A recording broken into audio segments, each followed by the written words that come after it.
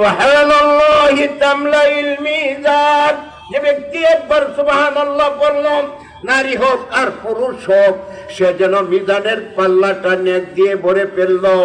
সুবহানাল্লাহি ওয়াল হামদুলিল্লাহ তামলানি মা বাইনাস সামাই ওয়াল আরদ। যে ব্যক্তি সুবহানাল্লাহর সাথে আলহামদুলিল্লাহ বলল, মিজানের দুইটা পাল্লা আসমান এবং জমিনের মাঝখানের ফাঁক জায়গাটা যেন নেক দিয়া ভরে ফেললো। আল্লাহু আকবার বলেন। আরেকটা তাসবিহ পড়বেন ফজরের নামাজের পরে 100 বার সুবহানাল্লাহি ওয়া বিহামদিহি। বলেন, কি বলছি? হয় বেটা না জোরে কও, সুবহানাল্লাহি ওয়া বিহামদিহি।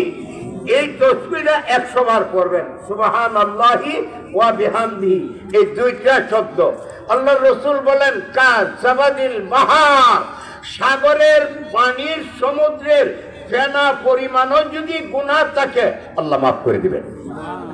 আরেক হাদিসের ভিতরে আল্লাহর নবী বলেন, বালুকা রাশিদ, বালুক যে পরিমাণ দানা, যে পরিমাণ বালুর কণা, এই পরিমাণও যদি তার গুনাহ থাকে, ঈমান ও ইখলাসের সাথে সুবহানাল্লাহি ওয়া বিহামদিহি আল্লাহর কোন বান্দা বান্দি যদি ফজরের পরে 100 বার পরে, আল্লাহ তার গুনাহগুলি মাফ করে দিবেন। সবসময় ঘর থেকে বাহির হবেন, বাম পাও দিয়ে বাহির হবেন, বিসমিল্লাহি তাওয়াক্কালতু আলাল্লাহ বলবেন, ডান পাও দিয়ে ঢুকবেন, ওযু সহ বাহিরে চলাফেরা করবেন। সূরা ইখলাস, কুল হুয়াল্লাহু আহাদ, এই সূরা বেশি বেশি পড়বেন। লা হাওলা ওয়ালা কুওয়াতা ইল্লা বিল্লাহ, জান্নাতের নিয়ামত, এগুলি বেশি বেশি পড়বেন। আল্লাহ আল্লাহ জিহ্বার মধ্যে চারু রাখবেন, আল্লাহু আকবার পড়েন।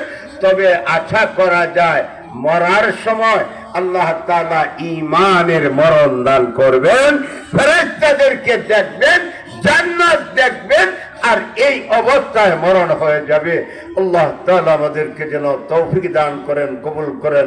ওয়া হাদা ওয়া আখিরু দাওয়ানা আলহামদুলিল্লাহি রাব্বিল আলামিন। আসসালামু আলাইকুম ওয়া রাহমাতুল্লাহ।